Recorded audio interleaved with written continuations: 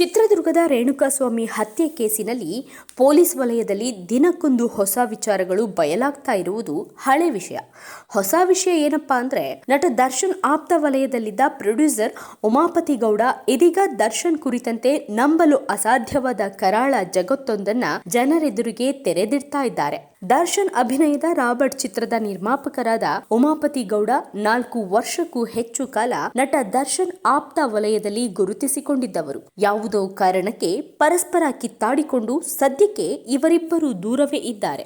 ಇದೀಗ ದರ್ಶನ್ ಅರೆಸ್ಟ್ ಆಗಿರುವ ಹೊತ್ತಿನಲ್ಲಿ ಮಾತನಾಡುತ್ತಿರುವ ಉಮಾಪತಿ ಗೌಡ ದರ್ಶನ್ ಇನ್ನರ್ ಸರ್ಕಲ್ ನಲ್ಲಿ ನಡೆದಿರುವ ಬಹಳಷ್ಟು ನಂಬಲ ಸಾಧ್ಯವಾದ ವಿಚಾರಗಳನ್ನ ಯಾವ ಭಯವೂ ಇಲ್ಲದೆ ಮಾತನಾಡುತ್ತಿದ್ದಾರೆ. ಇದರಲ್ಲಿ ಮೊದಲನೆಯದಾಗಿ ನೋಡುವುದಾದ್ರೆ, ಉಮಾಪತಿ ಗೌಡ ಚರ್ಚೆಗೆ ತೆಗೆದುಕೊಂಡಿರುವುದು ನಟ ದರ್ಶನ್ಗೆ ಇರುವ ವಿಪರೀತ ಎನ್ನಿಸುವಷ್ಟು ಮದ್ಯ ವ್ಯಸನದ ಬಗ್ಗೆ. ತಮ್ಮ ನಿರ್ಮಾಣದ ರಾಬರ್ಟ್ ಚಿತ್ರ ಉತ್ತರ ಪ್ರದೇಶದ ಲಕ್ನೋದಲ್ಲಿ ಶೂಟಿಂಗ್ ನಡೀತಾ ಇತ್ತು. ಆ ಸಮಯದಲ್ಲಿ ಘಟಿಸಿದ ಒಂದಷ್ಟು ವಿಷಯಗಳ ಬಗ್ಗೆ ಉಮಾಪತಿ ಹೇಳಿಕೊಂಡಿದ್ದಾರೆ. ಅದರಂತೆ ಒಮ್ಮೆ ಶೂಟಿಂಗ್ ಹಿಂದಿನ ದಿನ ವಿಪರೀತ ಎಣ್ಣೆ ಹಾಕಿದ್ದ ನಟ ದರ್ಶನ್ ತಾನು ಉಳಿದುಕೊಂಡಿದ್ದ ಸ್ಟಾರ್ ಹೋಟೆಲ್ ಒಂದರಲ್ಲಿ ರಂಪಾಟ ಎಬ್ಬಿಸಿದ್ರು. ಇದೇ ಎಣ್ಣೆ ಮತ್ತಿನಲ್ಲಿ ಯೂನಿಟ್ ಸಿಬ್ಬಂದಿಗಳು ಮತ್ತು ಸಹ ನಟರಿಗೂ ಹಿಡಿದು ಬಡಿದಿದ್ದರು. ಇದಕ್ಕೆ ಸಂಬಂಧಿಸಿದಂತೆ ಉಮಾಪತಿ ಗೌಡ ಹಾಗೂ ದರ್ಶನ್ ನಡುವೆ ಬಿರುಸಾದ ಮಾತುಕತೆ ನಡೆದಿತ್ತು. ಕರ್ನಾಟಕದಿಂದ ಇಷ್ಟು ದೂರ ಬಂದಿದ್ದೇವೆ, ಈ ಹಂತದಲ್ಲಿ ಶೂಟಿಂಗ್ ಸಿಬ್ಬಂದಿಗೆ ಹೊಡೆಯುವುದು ಬಡಿಯುವುದು ಮಾಡಿದ್ರೆ ಅವರು ಶೂಟಿಂಗ್ ಕ್ಯಾನ್ಸಲ್ ಮಾಡಿ ವಾಪಸ್ ಬೆಂಗಳೂರಿಗೆ ಹೋದ್ರೆ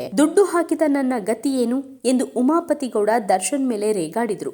ಮಾತುಕತೆ ಒಂದು ಹಂತ ಮೀರಿ ತಳ್ಳಾಟದ ಹಂತಕ್ಕೂ ಹೋಗಿ ದರ್ಶನ್ ಉಮಾಪತಿಯ ಮೇಲೆ ಏರಿಕೊಂಡು ನುಗ್ಗಿದ್ರು. ತಾಳ್ಮೆ ಕಳೆದುಕೊಂಡ ಉಮಾಪತಿ ದರ್ಶನ್ರನ್ನ ಹೋಟೆಲ್ ರೂಮಿನ ಸೋಫಾದ ಮೇಲೆ ಬೀಳುವಂತೆ ತಳ್ಳಿ ಬೀಳಿಸಿ ಹೋಟೆಲ್ನಿಂದ ಹೊರಬಿದ್ದಿದ್ರು.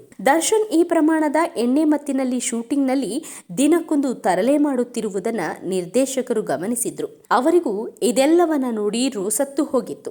ಇಂಥ ನಟನನ್ನ ಕಟ್ಟಿಕೊಂಡು ಸಿನಿಮಾನೂ ಬೇಡ, ಎಂಥದ್ದು ಬೇಡ ಎಂದು ಆತ್ಮಹತ್ಯೆಯ ಮಾತನಾಡುತ್ತಿದ್ದ ನಿರ್ದೇಶಕನಿಗೆ ಉಮಾಪತಿ ಗೌಡ ಸಮಾಧಾನ ಮಾಡಿ, ಇದೊಂದು ಶೆಡ್ಯೂಲ್ ಮುಗಿಸಿಕೊಂಡು ಹೊರಟು ಬಿಡೋಣ, ನನಗೂ ಸಾಕಾಗಿ ಹೋಗಿದೆ ಎಂದು ತಾಳ್ಮೆಯಿಂದ ಸಮಾಧಾನ ಮಾಡಿದ್ದರು.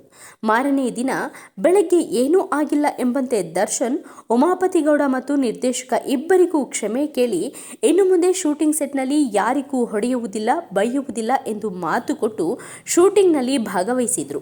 ಇದೇ ರಾಬರ್ಟ್ ಚಿತ್ರದ ಆಡಿಯೋ ರಿಲೀಸ್ ಫಂಕ್ಷನ್ ಹುಬ್ಬಳ್ಳಿಯಲ್ಲಿ ನಡೆದ ಎಣ್ಣೆ ಪಾರ್ಟಿ ಘಟನೆಯ ಬಗ್ಗೆಯೂ ಉಮಾಪತಿ ಗೌಡ ಮಾತನಾಡಿದ್ದಾರೆ.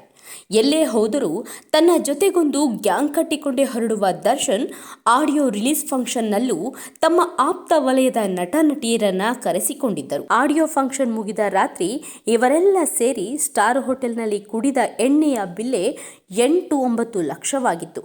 ಸಿನಿಮಾ ಮಾಡಿರುವುದು ದರ್ಶನ್ಗೆ. ಇವರ ಪೋಲಿ ಪಟಾಲಂಗೆಲ್ಲ ಲಕ್ಷಗಟ್ಟಲೆ ಎಣ್ಣೆ ಹೊಡೆಸುವುದು ನನಗೆ ಯಾವ ಕರ್ಮ ಎಂದು ಬೈದುಕೊಂಡ ಉಮಾಪತಿ ಗೌಡ ಎಣ್ಣೆ ಬಿಲ್ಲನ್ನ ಸೆಟಲ್ ಮಾಡಿದರು.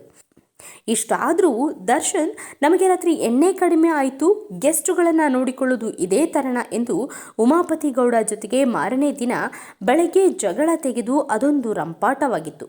ಅದಾಗಲೇ ನಟ ಸುದೀಪ್ ಜೊತೆಗೆ ಹೆಬ್ಬುಲಿ ಅಂತ ಸಿನಿಮಾ ಮಾಡಿ ಗುರುತಿಸಿಕೊಂಡಿದ್ದ ಉಮಾಪತಿ ಗೌಡ ರಾಬರ್ಟ್ ಸಿನಿಮಾದ ನಂತರ ಪುನೀತ್ ಮತ್ತು ಯಶ್ ಜೊತೆಗೂ ಸಿನಿಮಾ ನಿರ್ಮಾಣ ಮಾಡುವ ಪ್ರಯತ್ನದಲ್ಲಿದ್ದರು.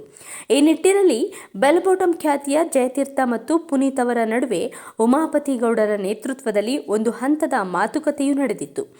ವಿಷಯ ತಿಳಿದ ದರ್ಶನ್, ನಾನೇ ಇದ್ದೀನಲ್ಲ ನಿರ್ಮಾಪಕರೇ, ನೀವು ಕೇಳಿದಾಗ ಕಾಲ್ ಶೀಟ್ ಕೊಡ್ತೀನಿ, ಬೇರೆಯವರಿಗೆಲ್ಲ ಯಾಕೆ ಸಿನಿಮಾ ಮಾಡ್ತೀರಿ ಎಂದು ತಕರಾರು ತೆಗೆದಿದ್ದರು.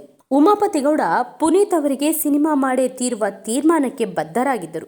ಇದೇ ಸಂದರ್ಭದಲ್ಲಿ ನಡೆದ 25 ಕೋಟಿ ಬ್ಯಾಂಕ್ ಲೋನ್ ಗಲಾಟೆಯ ಸಂದರ್ಭದಲ್ಲಿ ಇದೇ ದರ್ಶನ್ ಉಮಾಪತಿ ಗೌಡರನ್ನ ಮೈಸೂರಿಗೆ ಕರೆಸಿಕೊಂಡು ಟೇಬಲ್ ಮೇಲೆ ಗನ್ನಿಟ್ಟು ಜೀವ ಬೆದರಿಕೆ ಹಾಕುವ ಪ್ರಯತ್ನವನ್ನ ಮಾಡಿದ್ರು ಎಂದು ಉಮಾಪತಿ ಗೌಡ ಈಗ ಬಹಿರಂಗಪಡಿಸಿದ್ದಾರೆ. ಮೊದಲೇ ರಿಯಲ್ ಎಸ್ಟೇಟ್ ಬಿಸ್ನೆಸ್ಸಲ್ಲಿರುವ ರೌಡಿ ಗನ್ನು ಬೆದರಿಕೆ ಎಲ್ಲವನ್ನ ನೋಡಿ ಪಳಗಿರುವ ಉಮಾಪತಿ ಗೌಡ, ಲೈಸೆನ್ಸ್ ಇರೋ ಗನ್ನು ನನ್ನ ಹತ್ರನೂ ಇದೆ, ಬೇಕಿದ್ರೆ ತರಿಸ್ಲಾ ಎಂದು ದರ್ಶನ್ಗೆ ಉಲ್ಟಾ ಆವಾಜ್ ಹಾಕಿ ಬಂದಿದ್ರು.